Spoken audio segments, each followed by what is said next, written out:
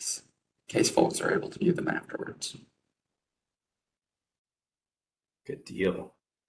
Okay, so I talked with Brent before this, Deborah and Melissa. It'll be informal, especially since it's just the four of us. Or I shouldn't say informal, but kind of casual.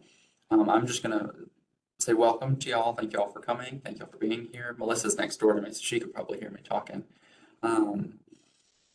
I'll pass it over to Brent, let Brent say a few words about himself, and then Brent's going to share some information with us about a great wealth transfer and how that impacts or can impact plan giving. And just for your information, Brent, I'll also be listening because I work with a couple nonprofits in this exact capacity, and I need to be learning this stuff too. So I'm really excited to hear what you have to share. Well, it's a bit of a party. Thank you. And I intended this to be interactive and informal as well. Just as a byproduct of the technology, I'm not necessarily going to see hands raised. So I'll ask once I kind of share the screen with some of the content, I'll just ask you to just kind of interject where you see fit if you have any questions. And the idea is we're just going to kind of roll through some content and some ideas. And then at the end of each slide, what I'm going to do is just kind of take a kind of a pause. And if I hear silence for a few seconds, then I'll just run to the next. But again, this is just a good introduction around plan giving. I've been, as just a frame of reference, I've been doing charitable work since I started my investment career. So technically, I'm an investment consultant. I work to help nonprofits. I'm specialized in that arena with a wide range of investment, stewardship management, and plan giving related activities. So the greatest compliment I can have with anyone I engage or work with is, hey, you've given me the capability or you've armed me with the ideas to take what pool of reserves or endowment dollars you have today or assets that you need to kind of sustain your mission. You've given us the capability to grow it with confidence. And that confidence then also kind of looks through to the donor base, gains their confidence to where you can raise more money and apply it towards the mission. So I've been doing this, better side of 15 years specifically, but I started my career doing charitable trust work with a group called American Guarantee and Trust, which was a DuPont trust company out of Delaware, of all places. But I've been in the Deep South now, majority of my career. So with that, I will go ahead and share the presentation. It's about 15, 18 slides. But the idea, again, is for this to be an interactive exercise. And certainly, if not during this process, if you have any questions or you see this after the fact through the recorded version somehow, certainly feel free to reach out to either the Mississippi Alliance or me directly. We'll be happy to kind of answer any other questions you might have around the content. So with that, I'm going to share.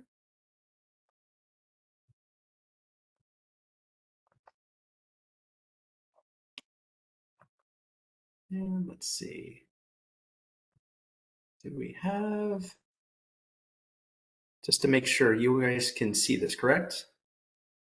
Yes. Perfect. Okay, so. It's not in presentation mode, but we can see it. Oh, do you not see the presentation?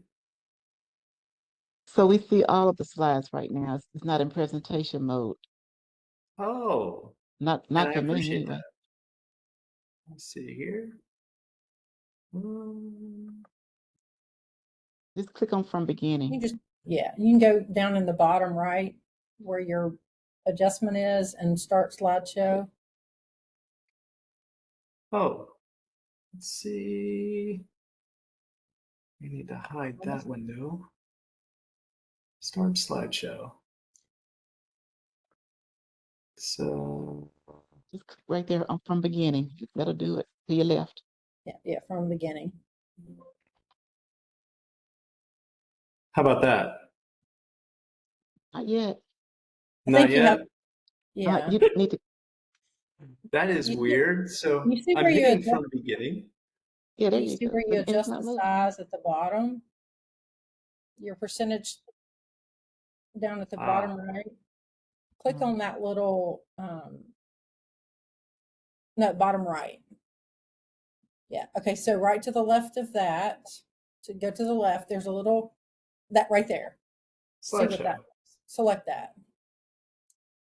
Huh. Yeah, it That's didn't weird. make it. Oh, That didn't do it either? you've got use presenter view clicked up at the top. So unclick that to your right, just a little bit under monitors. Hmm. On your toolbar. Yeah, the or your problem is I've dashboard. got, let's see. Okay, to the left, right. See where it says use presenter view? Just click Yeah. that. The left of your cursor. To the left. Yeah. I don't. It's our left. Okay, right there. Right, you're right on it, but it's right Number of below the videos. thing where it says automatic. See where it says use presenter view and it's got a check in the box? Uncheck that box. Use presenter view. I do not see for some reason. Yeah, that's you're right there, to the left, just a little bit more to the left, right there. Right. Oh, just passed it. See, there's no button here. It's all black space for me. Yeah, Brent, I Oh. think yours might be showing in presenter view. On your screen, are you seeing it in the presentation mode? Yeah. Yeah, you're just in presenter view is why it's the way that it is, but it's fine. See, we see your dashboard. You just obviously can't see it. I was about to say it's all blacked out for me, so I'm like, I see these, but I don't see anything else. And see, you just scrolled over it with your mouse, so what we see. So Yeah, and see if I roll over here, it's just it doesn't want to acknowledge anything's under it. well, can you Brent, why don't we, can you cancel out of it? And stop sharing. yeah, let's try Let's stop see. sharing and then we share and see if that'll get us where we need to be. Yeah. Okay, so I've stopped sharing. Then you want me to try to share again? Yeah. Optimize. Okay.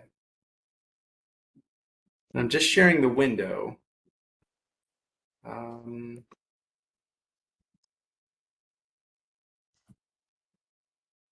How about this? Yes. That's it. That's it. Wow. Yep. Okay. So instead of sharing the window, I shared the full screen, and I guess that's going to get me where I need to be. Yeah. Okay.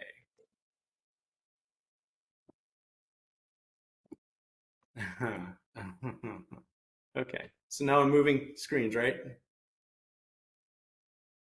Yep, that works. Okay. So we are dangerous officially. 5 minutes in. That's right, we're ready to So go. yeah, I wish we had to. Can we do an editor's cut and just cut all that out? Well, that's the blooper reel. That's funny. You guys can give me a hard time next time I'm over. So the learning objectives, and we're just going to, like I say, run through this loosely, but the idea is we want to define what the Great Wealth Transfer is, how to kind of use planned giving as a differentiator, and then the tips and best practices that you can take action with, and then some kind of planned giving organization essentials. And we can gloss through that. There's actually quite a bit of content. That could be a session in itself, just talking about how planned giving programs should really work from the inside out. But we will touch on some of the key components just in the event you do not have a planned giving program formally established with the board or at the organizational level. So what is the Great Wealth Transfer? So the Great Wealth Transfer is effectively the baby boomer generation's transfer of assets through their maturity, their passing, and it represents a significant base of assets. It's the largest base of assets in dollar terms that America's ever seen conveyed from one generation to the next. Officially, it began at some point in 2022. But really, you're looking for donors that are born between 46 and 64. Technically, they are part of the class, the baby boomer class. Their average net worth is significant. If you just look at a round number, the average net worth of most baby boomers is about $1 million. Now, we understand that that includes a lot of outliers. The Donald Trumps of the world is an example. There are outliers that probably skew that number. But at the end of the day, when you consider business interests, real estate, retirement plans, insurance policies, all of these things add up to their net worth. And in today's dollar terms, that's the value that the industry or America's kind of put on that generation. So we're looking at about 84 trillion in baby boomer wealth, give or take a few trillion, that'll be transferred, or at least eligible to transfer to nonprofits. They expect Free Will, which is a group that, if you're not familiar with, I'd encourage you to become familiar with them. Maybe reach out to them. But Free Will has some good data points that they print periodically on trends and things they see around bequest activities and planned giving. And they suspect that about just shy of 12 trillion over the next 20 years will be conveyed to the charitable sector directly. So the charitable sector will be a huge benefactor of this transfer of wealth. So here's the motivation for any fundraising professional, executive director, or board member that's tasked with helping kind of develop a culture of giving. It's the motivation to kind of be a hero in the organization. So to be a hero, you have to acknowledge that only about 60% of the US population passes without any kind of estate plan. In the southern states, it's actually a little bit higher number than some of the northern or western states.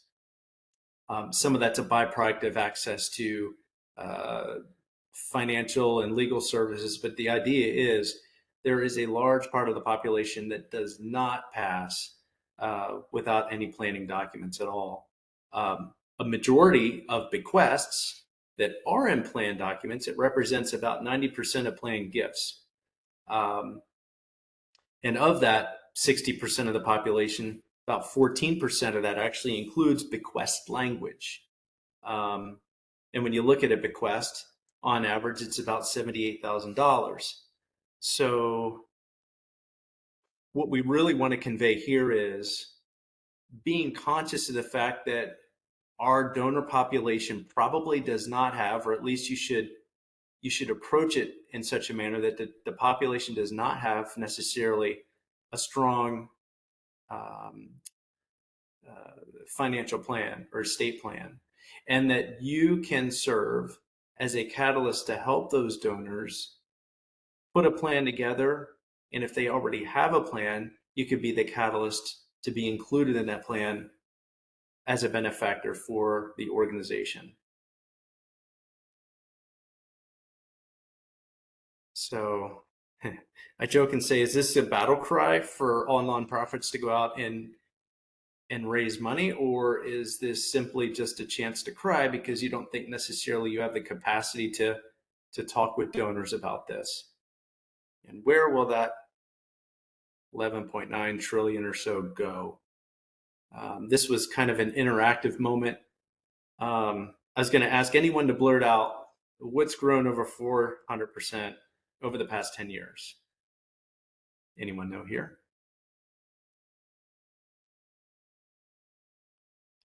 Hearing nothing, I will say it is the donor advised fund sector. So donor advised funds have become a way that donors have given assets for future use of charities. It's a significant play. A lot of community foundations have adopted the development of donor advised funds. And there are also a lot of large finance companies, investment companies that have created donor advised funds. So Schwab and Fidelity and some others have really made a splash in this arena. A lot of your large banks have also created donor advised funds or portals for clients to use. Before I really talk about ways to give, a moment about donor advised funds. They're really a vehicle created by the financial industry as a means for advisors, financial advisors, to not necessarily lose control over client assets that they manage. And I say it like that because a lot of advisors, if you've worked with donors that have capacity, you'll understand a lot of advisors will sometimes counter a donor's potential capacity to give today and delay that with the use of like a donor advised fund or a different vehicle. The motivation for advisors to do that, they no longer get paid on the assets they hold for that client under management if the assets go directly to you. So conveniently, the investment sector, finance sector, has created these vehicles as a way for clients to go ahead and delay funding to nonprofits, but yet provide an advisor access to charge a fee against those assets that he thought was technically going to be out the door. I don't know if that makes sense, but having been in the business and watching donor advised funds grow, I can tell you that's precisely why they're built. I actually, early in my career, helped manage what was called the American Gift Fund. It was the third donor advisor fund ever created. It was a byproduct of one of the DuPont family trust companies up in Delaware that I worked with. And at that time, we worked with large broker dealers, UBS and LPL and Morgan Stanley. And that was the vehicle advisors could use to transfer this money and still manage it. So understand that was back just after 9/11. You're talking 23 years ago, kind of the genesis of the donor advised fund movement, but it has grown significantly. And it's certainly something you want to be conscious of. So ways to give, obviously, from the donor's perspective, there are a lot of ways. And as an organization, I think it's really important for you to be familiar with the different avenues of approach for which you can gather assets from potential donors to kind of complete what they perceived as their capacity to help the organization or provide impact through a gift. So when you look at the different vehicles available, I will say out of this list, charitable trusts have historically not been, at least in the past 15 years or so, not been a lead vehicle for consideration, but we're seeing more of them drafted today. The qualified charitable distribution, certainly a significant benefit for clients to consider. Moving money out that satisfies the RMD requirements, their required minimum distributions. And then, of course, the bequests and will side of it, very much a hot topic. And really, when we talk here in a few minutes about best practices, an area of emphasis that all organizations should pursue. So a couple catalysts. If you're a smaller organization and you don't necessarily have a well built out plan giving philosophy, you can piggyback the kind of the start of a plan giving campaign or kind of integrate this process through a few catalysts. Capital campaigns, as an example, are a great way to begin plan giving dialogue with your key donors.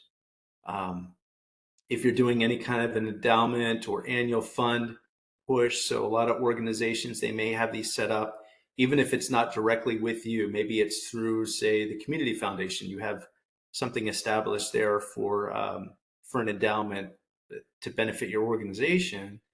You can go ahead and use plan giving as a means or mechanism to feed into those endowment or annual asks. And of course, events, and I always say a good story is the best way to kind of kick any of this off, especially with donors that you know have capacity that are really aligned with your mission. It's really important to kind of put a good story together. And a good story could just be simply a key donor that has left a bequest, or one that's telegraphed to you that they intend to leave a bequest. Those are great stories. And if the donor is okay with you maybe identifying them, that makes it even easier, especially if you're at an event and they are so passionate that they want to share their experience and their future intent with your constituents or those present. It's really impactful, especially if you can pull the heartstring to make the connection as to what that donor intent represents in the future and how the organization is going to benefit going forward from it.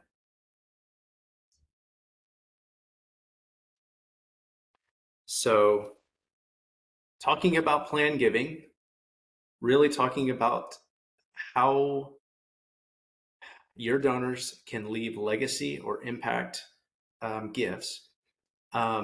You certainly want to profile them. That's a big component of this great wealth transfer. You want to identify those donors, and if those donors have, say, children or other folks close to them that you know in some capacity will influence their ability to give, you want to find a way to kind of communicate with them. A lot of the great wealth transfer, if it's not going to you as an organization directly, it's going to either millennials or Gen Xers. Now, Gen Xers, not much to look forward to. A lot of it's getting skipped and going straight to millennials. So you want to be conscious of how they communicate, where they communicate, what passions interest them, particularly as it applies to your mission. And then you want to make sure that you communicate that effectively with them. So profiling is very important, not only for the stewardship of the donors who have capacity today, but the potential beneficiaries of those estates or assets in the future. I will say, as a couple tips, anyone with pets, anyone that does not have children, they have a higher propensity to give and are far more engaged in wanting to do estate planning. So those are really good targets if you can identify them and kind of probe around for them. I would also say, when you do your asks and you start to try to qualify a potential donor, try not to do it in dollar terms, especially with respect to the planning process and estate bequests. You really want to try to do that in a percentage term. The percentage of assets, as we all know, anyone in the Southeast with housing, you realize that housing prices have run up. You realize any kind of open land, hardwoods, farms, unique assets, those values continue to rise. Seldom do you find them, falling. So if you put it in percentage terms and you know that the donor's life expectancy is probably another 15 or 20 years, at least from a percentage perspective, you'll be able to participate in a larger number than just a fixed figure. Highly recommend that as a best practice. Also, as a best practice, if you receive gifts from anyone that has a donor advised fund, or you speak with a donor and you identify that they have a donor advised fund, ask if you can be referenced as the residual beneficiary for the balance. Again, circling back to a few minutes ago, advisors, financial advisors that set these funds up, they want to manage the money. They'll often have these donor advised funds structured with these clients to where there are periodic, every year, maybe for tax purposes, they're making gifts into the fund, but maybe there's no immediate need to really leak a lot of that out and give it to charities. They just want the deduction for it. If that's the case, you definitely want to position yourself as a residual beneficiary of that. It's easy to ask the client that. They have a donor advised fund, say, it would really be helpful if we could be referenced as a residual beneficiary to that fund, either in percentage or whole terms, meaning either a percentage of that, say 50 or 75% of it, or whatever remaining balance resides when they pass. No questions on that. I'll continue along to. Quick question. Yes, ma'am. Will you unpack that residual beneficiary once more? I don't think I caught it. I'm sorry? The residual beneficiary? You just unpack Yes. that a little bit more? Yeah, thank you. Certainly. So Residual beneficiary just references that with the donor advised fund, so whether it's at the community foundation or with a financial institution, you can be named as an organization as the beneficiary to the residual balance left in that fund. So as an example, the way donor advised funds often work, you'll have a small little committee, which typically the committee for that donor advised fund at the family level is the folks that are actually giving the money. So in simple terms, it would maybe say the parents, and maybe the children are also involved as, quote, advisors to the fund, meaning that they have the capacity to compel or force a distribution out from time to time. The idea is you want to be named at the account level for those donor advised funds for that donor. You want to be named as a residual beneficiary, meaning any residual funds after the terms of the donor advised fund are completed, meaning either the donor passes away, which is often the case, and maybe there are no other, quote, advisors or children named to compel a distribution. If you're named in the document as the beneficiary or the residual beneficiary for that fund, then that means whatever assets are left in that then get sent to you after they close the account. Think of it as kind of like a POD or TOD bank account where you transfer on death. So you open up a CD for $50,000 or $20,000. You pass away. Well, the instructions for the bank on that TOD is to transfer that balance after you pass to whatever organization or heir. Same concept, but donor advised funds all have the capacity to name residual beneficiaries. As an example, just to go a little further on that, in a community foundation, a lot of times they have certain types of giving classes. So maybe say for children's services or higher education or local environmental issues.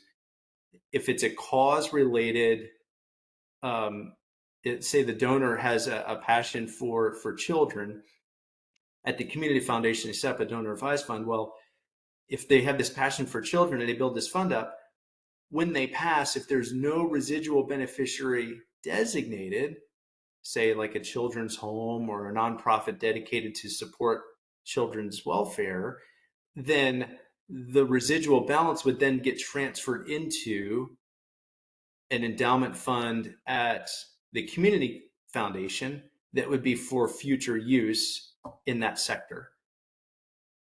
So if you can be designated as a residual beneficiary, it circumvents that going into kind of a general bucket or somewhere else, and you can get it directed to you. Is that helpful? Yes, very. Thank you. You're most welcome. So I'm going to run through this relatively quickly. This is the organizational level plan giving essentials. So for organizations that do not necessarily have a well built out plan giving discipline, in other words, you're just doing general fundraising, you're doing events and things of that nature, and you're certainly wanting to target folks that would be part of this great wealth transfer or folks around plan giving. Some of these organizational level plan giving essentials I think are important to adopt. Some are structural and some are kind of around the culture of plan giving. So we're going to run through this real quick. Board adoption. All plan giving programs highly recommend that they're adopted by the board. In other words, the board acknowledges that the organization is engaging in plan giving activities in those conversations. Why should the board be involved? Well, it's involved because there are certain constraints that need to be built to protect the organization as a fiduciary to gifts that may come in.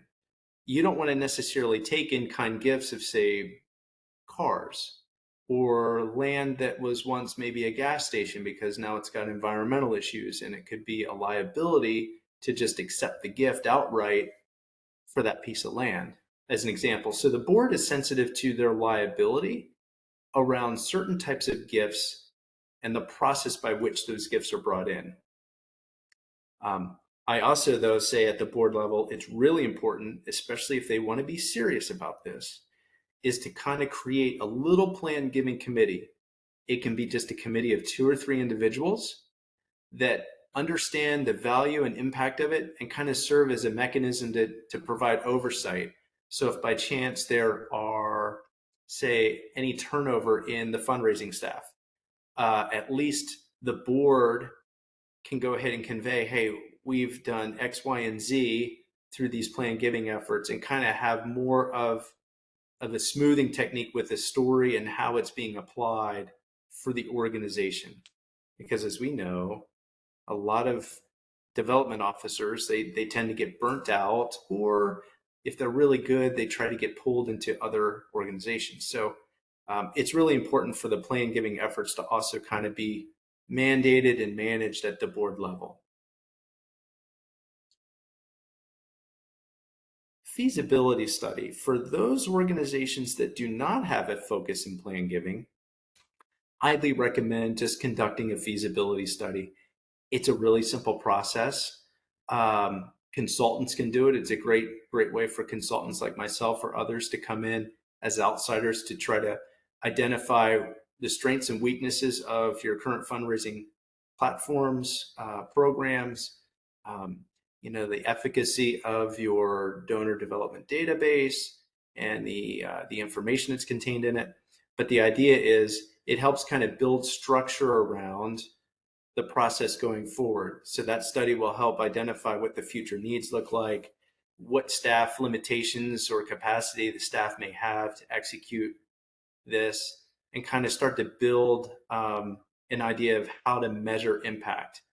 On average, for those that are not familiar, on average, plan giving programs take about 7 years before you really see the fruit being bared out from the work. So it does take it's a commitment. And that's why with organizations that are smaller, I highly recommend you adopt 2 or 3 simple practices, maybe just starting with bequests ideas, or maybe some of the QCD ideas for qualified fund transfers. Just a couple small ideas that you can use to start to build momentum, because it takes years. But the feasibility study certainly helps identify. It helps also protect the executive director and the development staff, so the board doesn't think, well, within 12 to 18 months, we should see plan gifts.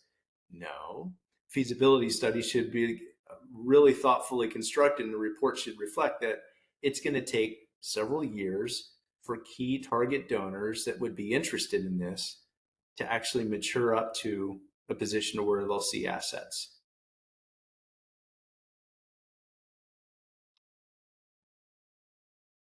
The gift acceptance policy, highly important, and a document that should be visited at least annually once one is put into place. But this policy is mandated and adopted by the board with careful consideration. And the policy basically defines the stewardship process, the acceptance or rejection of certain types of assets. So earlier I alluded to cars as an example. If you've got cars or airplanes or really unique assets, maybe you're intimidated with art or coin collections, whatever it is, you can have it identified in here and say, we do not want to or do not have the capacity to take in gifts of a certain type. But this policy also, though, puts the green light and the process together with how you accept gifts. So as an example, real estate that may have been, say, once a filling station that could have environmental issues, the gift acceptance policy will articulate any of those types of real estate, whether it's residential, etc., goes through a certain level of environmental study before acceptance. And maybe it also says for real estate, the organization will not take direct control. They'll hire a third party to go ahead and accept on their behalf the real estate, to sell it, liquidate it, or prepare it to be brought into the organization. So it's an important document. It's imperative. Also, the board has to realize that once you start taking in non-cash or non-marketable investments, so land or physical vehicles, planes, etc., you have to file what they call the Schedule M on the 990. So I always say, as a point of reference to any organization that's starting this process, the first person you want to contact is the CPA that does your audits or does your filings at the end of the year, and talk with your CPA about the fact that you're going to start to accept these gifts, these types of gifts, and they need to prepare Schedule M's. You want to make sure that they're familiar with that. That's typically where you start. And then, of course, having a good attorney or two that's close to the board also helps reading these policies. Any questions about a gift acceptance policy? Going into the fun stuff here. So database capabilities, not all of them are built the same. I will say, out of the options here, if you have the capacity to pick up Bloomerang or the Salesforce Nonprofit Cloud, those to me stand out as two of the strongest. I know Blackbaud has had some issues in recent years with some data that's been breached. So they've had some security issues. It's really, I think, impacted their platform, although a lot of organizations still use it. But just understand, especially as we start to work more with social media and telegraphing to next generation, the millennials as an example, or Gen Z, you have to have the capacity to go ahead and deploy tools. A lot of these CRMs now have the tools embedded with them to go ahead and do active surveillance of social media posts and follow click counts of emails and things like that. It's really important that way you have a way to measure how your message is being digested by the different donors and constituents out there. Any questions on databases?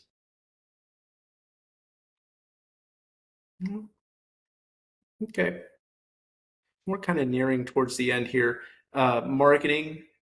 I would say most websites, especially smaller orgs, your marketing is somewhat limited. You have maybe newsletters or some social media runs that you work through, like Facebook or Instagram. Those are great places to kind of market. Again, testimonials, that's kind of working with a great story, finding that donor that has like a really good story to share. Testimonials will go a long way, especially with baby boomers, just because their connectivity to community is a little bit different than, say, millennials or Gen Zs or even Gen Xers. So really, really important to try to market effectively to the crowd that you want to engage with. I always say that there's a couple stats out there when it comes to marketing and really donor engagement. This is kind of deep in the weeds, but the number one reason why donors do not give to an organization is they don't trust it. They don't trust the organization with their dollars. And they don't trust it for a couple reasons. And I say this around marketing because it's part of the pitch in your stewardship story. If you have a very consistent approach to how you articulate your impactive mission, how you articulate the controls and management philosophy around investments with endowments, reserve funds, that stewardship helps build trust with those donors. Without a strong stewardship story and a means to articulate that through these different media, it's very difficult to get donors to acknowledge that you're going to be a good steward of their money directly.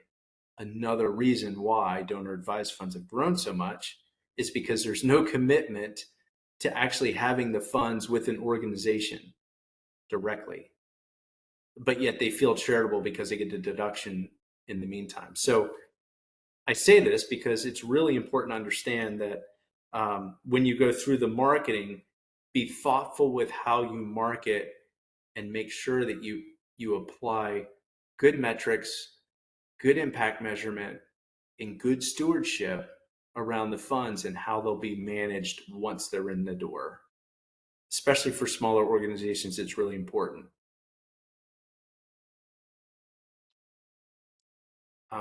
I will say for some organizations, it's also important to create a planned giving advisory committee.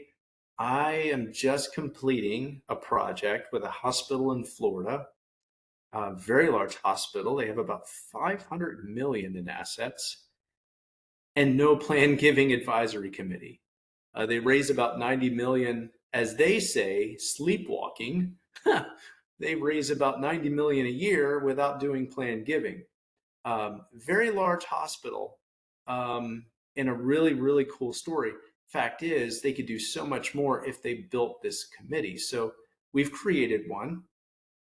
And the ideal committee, especially for smaller organizations, you try to identify maybe 5 or 7 individuals that have access to service donors. And I say any organization could do this. And it accomplishes a couple goals. One, the first goal it accomplishes, it brings centers of influence closer to your mission. And those centers of influence have trust with the donors. So as I just said a moment ago about stewardship and donor acceptance around trust before they give you money, if their attorney, their CPA, their insurance advisor, if those folks who you put on this committee have the client's ears and confidence because they're doing work for them at a high level as fiduciaries, as trusted advisors, then they will then also, it kind of like by association, their influence over those donors is now giving you access to try to share your story with them.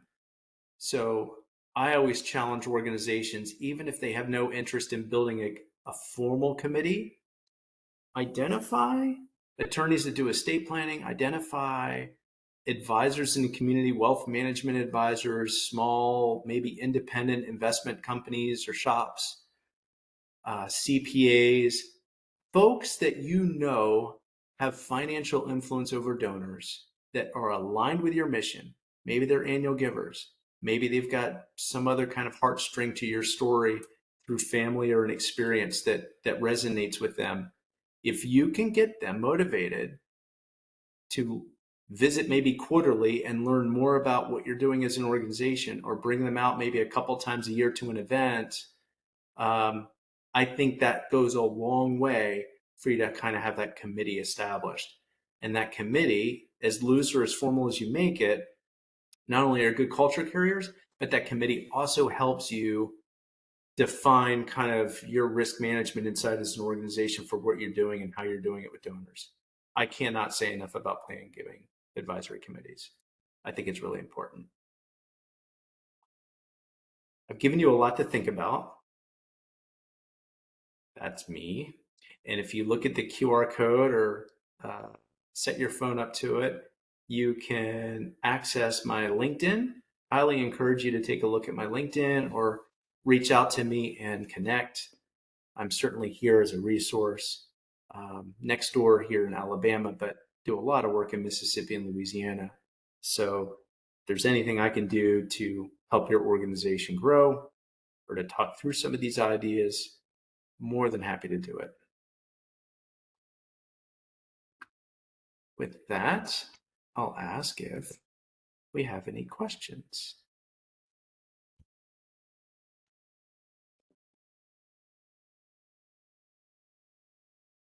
No, I don't have a question per se, but you did enlighten me on some things that I had not thought about, especially as it relates to baby boomers and the assets that we have. I'm a baby boomer, and I've been in conversation with several baby boomers. You know, as you know, baby boomers lived very conservatively.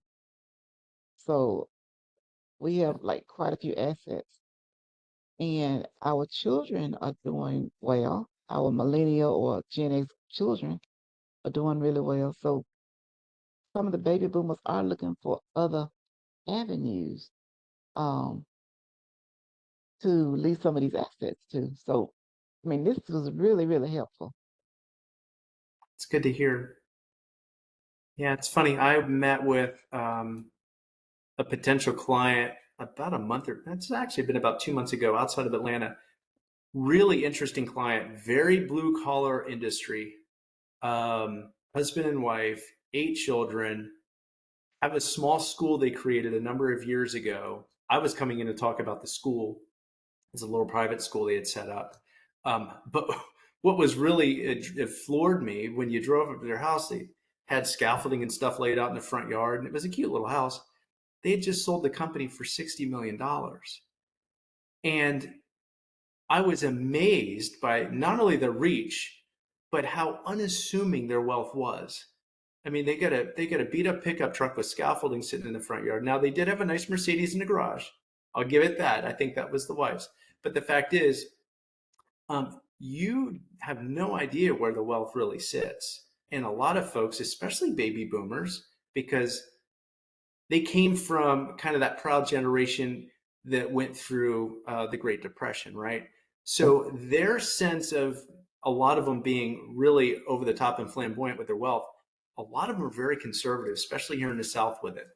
And I've seen a lot of farmers, a lot of really interesting blue collar business concepts. I had a group out of Louisiana. He did rural postal routes, really random. I had no idea how the contracts work with rural postal routes. He had no children. He wanted to go ahead and give to a school. Come to find out, his business was valued at like $18 million for rural postal route contracts in Louisiana. It is the most random reference to wealth generation you can imagine, right? But it's out there. So when you start looking at your donor base, you have to look at all of them, not with necessarily what you see or think they have, but if you communicate like consistently, get that elevator pitch and you're consistent with it, you're going to find that you're going to trip over opportunities. It may not happen for 5, 10, 15 years, but you're going to be really surprised. Super, super surprised. I had a lady I spoke with in New York just recently. She had written a book, very modest individual. And she goes, I give $50 to a handful of organizations every year. That's her number, $50. And she goes, only one organization actually asked her in depth if she would be interested in doing something more significant for the organization in the future.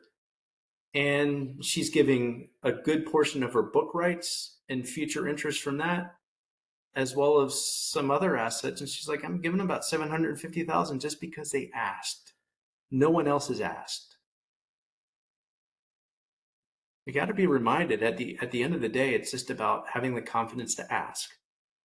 But you need a really good story, that stewardship story, as I call it, to make sure that you're really getting that donor engagement and their trust in what you're going to do with those assets going forward. Good stuff. Any other questions?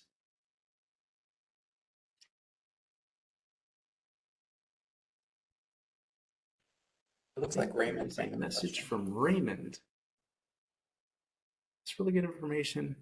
Yes. So the slides, if you'd like, I can send it to Michael at DeLorean, somebody there at the Mississippi Alliance, and you guys can share them at will. I actually have some other content that's more specific, especially on the organizational level, that second half. I have a lot of content that's certainly a lot more in depth. I use that typically for folks in rooms where I'm going to do maybe some consulting, but certainly if you need more than what this represents, reach out and I'll be happy to help either arm you and make you dangerous or not. I will say I do get invited periodically to boards. Like if you have interest in inviting me to a board meeting just to kind of kick around the idea and get consensus with them as to whether or not this is something to pursue, I do all that stuff free of charge. The way I look at it, if I can give the sound bites or motivate someone on a board or an organization to actually execute on this stuff, they'll realize the benefits down the road with or without my further help. But anything I could do to help spawn the conversation, I'm totally down with it.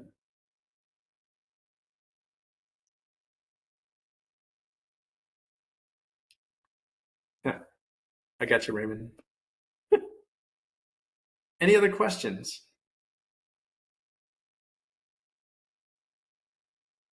Excellent job. And this was a wealth of information.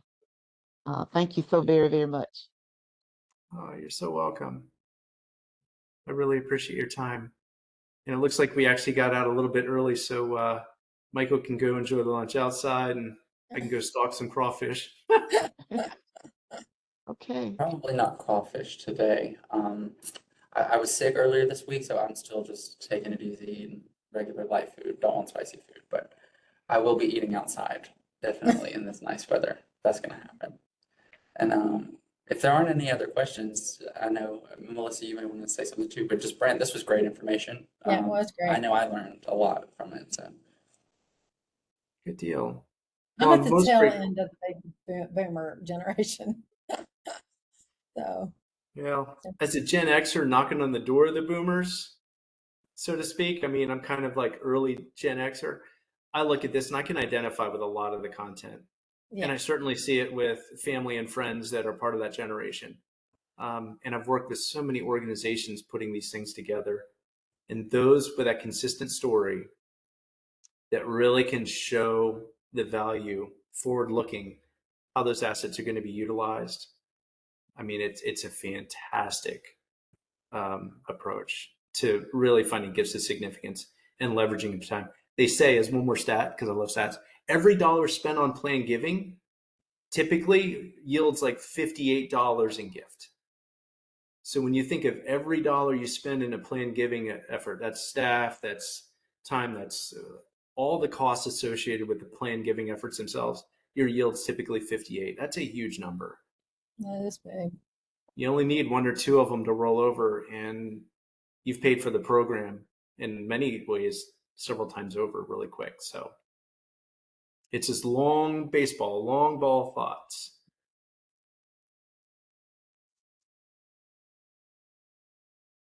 Sweet. Well, most grateful for the time. Cannot thank the Mississippi Alliance enough for including me as a participant to do stuff like this. Would love to do more in the future if it makes sense. In the meantime, though, again, most grateful for your time and consideration to listen to this. yeah, for everybody on the call, we will send out. We'll get that information from Brent and send that to you guys, and we'll also we'll post the recording of this presentation on our website. We have a space where we post our free webinars on our website for everyone to view after the fact. If you missed something or if you want to come back to this to see the information, part of the information again. I know there was that good spot at the very beginning that we all want to go back and see the blooper reel where we were trying to figure out the presentation. Raymond and Laretha, y'all missed that, but there's some good funny moments where we were trying to figure out the presentation slides. So we got it going. Yeah, I probably look like a deer in headlights trying to navigate through how to figure out how to share that appropriately. But You couldn't see any of us or what we were seeing, so that's a challenge. But yeah, I made it wish we through. could have like a cut option and just. Thank you. But yes, this was great. And we like Brent said, we finished a little early, so everybody can go off and have a good lunch today. And we hope to see you all at our next webinar. We actually have another webinar. Melissa, do you have the date off the top of your head? It's next week. 23rd. Yeah. It is on the 23rd. So if Isn't y'all isn't that next week? Yeah. If y'all are interested to learn a little bit about how nonprofits can leverage AI in your day-to-day workflows, that's the topic for that webinar. So I encourage y'all to sign up and learn that. And if there are topics that we're not covering in our webinars, we try to hit some of the key things that interact or intersect with the work of the nonprofits who are our members and constituents. So if we're missing anything, just let us know and we'll seek that out. Yeah. All right, well, everyone have a good Thank day. you so much. Thank you. you. Y'all are most welcome. Have a good week. All right. Thanks. You too. Bye now.